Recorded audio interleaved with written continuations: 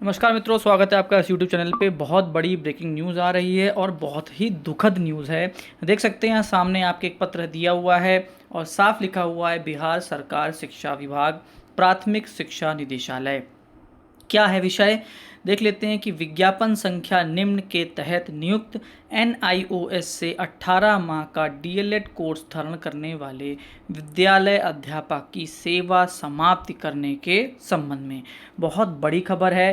जो TRE 3 हुआ था, बिहार सरकार द्वारा जो प्राथमिक शिक्षकों की भर्ती की गई थी, उसमें जिन्होंने NIS से 18 माह का DLED कोर्स किया है, उनकी सेवा समाप्त मतलब उनको नौकरी से निकालने का ये एक तरीके से आदेश है। पढ़ लेते हैं फटाफट क्या लिखा हुआ है। तो महाशय, उपयुक्त विषय के संबंध में कहना है कि विज्ञापन संख्या निम्न में उल्लेख है कि शिक्षा विभाग बिहार के पत्रांक निम्न दिनांक इतने निम्न के आलोक में NIOS द्वारा प्रदत्त 18 महीने के DLED की उपाधि विद्यालय अध्यापक के पद पर नियुक्ति हेतु मान्य नहीं होगा। अतः उक्त के आलोक में निर्देश दिया जाता है कि विज्ञापन संख्या निम्न TRE 3 के तहत नियुक्त NIOS से 18 माह का DLED कोर्स धारण करने वाले विद्यालय अध्यापक की सेवा निर्धारित प्रक्रिया का अनुसरण कर समाप्त करते हुए इसकी सूचना विभाग को शीघ्र उपलब्ध कराना सुनिश्चित करें। बहुत बड़ी खबर है।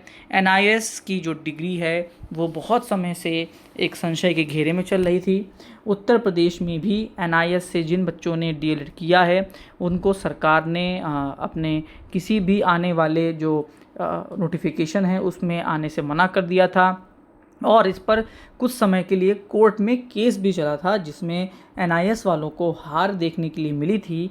लेकिन सबसे बड़ा सवाल खड़ा सिर्फ ये होता है कि क्या ये गलती उन बच्चों की है जिन्होंने NIOS के द्वारा ये DLED कोर्स किया?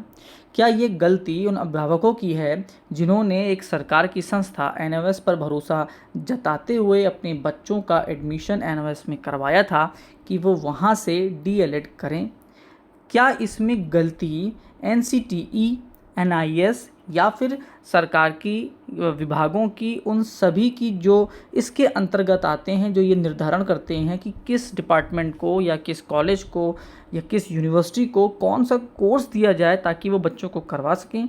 आप किसी भी कोर्स को पहले अलाउ कर दें, बच्चे उसमें कोर्स कंप्लीट कर लें और उसके बाद आने के कुछ समय बाद आप कह दें कि नहीं ये तो भाई कोर्स अब मान्य नहीं है, तो ये तो टोटली धोखाधड़ी है उन बच्चों के साथ। अब अगर कोई कोर्स किसी विद्यालय में चल रहा है और ये कोई प्राइवेट विद्यालय नहीं है, NIS एक बहुत बड़ी संस्था है जो बहुत सारे कोर्स करवाती है, अगर उसमें कोई कोर्स है और बच्चे उसमें एनरोल हो रहे हैं तो उसमें इन बच्चों की गलती कहाँ तक है? इस बात को समझना बड़ा ही कठिन है और इसको गले से नीचे उतारना भी बहुत कठिन है।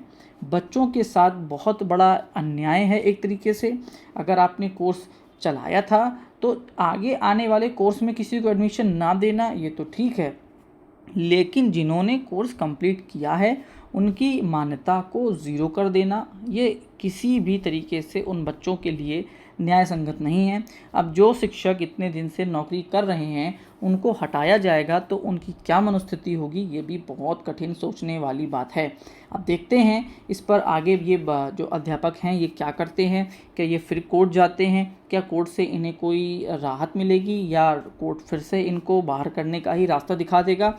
बहुत कठिन समय है, दुख का समय है। अब देखते हैं आने वाले समय में इस पर क्या प्रतिक्रियाएं होती हैं या फिर ये बच्चे ही सरकार से जाके अपनी विनती करें और शायद सरकार इनके प्रति कुछ सहानुभूति रखते हुए कोई बदलाव करके किसी प्रकार से इनको कहीं ना कहीं एडजस्ट करे। जो भी होगा, जैसा भी होगा, जब जब न्यूज़ आएगी, जैसी न्यूज़ आएगी वो आपको ज़रूर मिलेगी। तो चैनल को सब्सक्राइब कर लीजिएगा और अपने मित्रों तक शेयर करिएगा जो इससे अफेक्ट हो रहे हैं, ताकि आप सब मिलकर कोई ना कोई इस पर एक सॉल्यूशन निकालने का प्रयास करें। लास्ट तक आपने वीडियो देखी उसके बहुत बहुत धन्यवाद। आपका दिन शुभ हो।